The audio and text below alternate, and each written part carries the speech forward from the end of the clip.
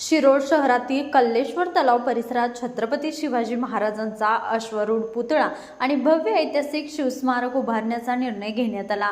या स्मारकासाठी सर्वतोपरी सहकार्य करण्याची एकमुखी भूमिका शिरोळकरांनी व्यक्त केली। शिरोळ नगरपालिकेच्या दिनकररावजी यादव सभागृहात लोकनियुक्त नगराध्यक्ष योगिता कांबळे यांच्या अध्यक्षतेखाली शिवस्मारक उभारण्याबाबत बैठक झाली। शिवस्मारकासाठी स्थापन केलेल्या शिवशाहू प्रतिष्ठानाचे अध्यक्ष रावसाहेब देसाई, उपाध्यक्ष तथा उपनगराध्यक्ष पृथ्वीराज सिंह यादव, समितीचे सदस्य, नगरसेवक, नगरसेविका, विविध क्षेत्रातील मान्यवर व नागरिक उपस्थित होते।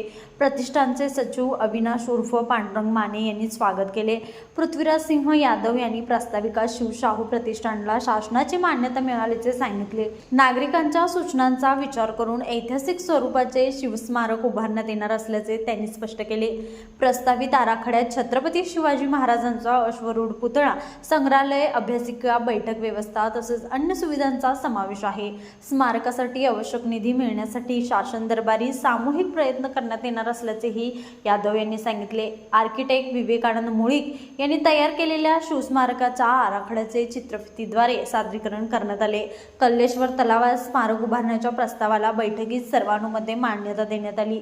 रावसाहेब देसाई यांनी शिरोळकरांना अभिमान वाटेल असे भव्य व ऐतिहासिक शिवस्मारक सर्वांच्या सहकार्याने उभारण्यात येईल असे सांगितले। बैठकीत आमदार डॉक्टर अशोकराव माने, माजी आमदार उल्हास पाटील, माजी नगराध्यक्ष अमरसिंह पाटील, धनाजी चुडमुंगे, खंडेराव हिरावडे यांच्यासह विविध क्षेत्रातील मान्यवर, नगरसेवक, नगरसेविका व प्रतिष्ठित नागरिक मोठ्या संख्येने उपस्थित होते। लाईव्ह मराठीसाठी शिरोळहून सुभाष गुरव।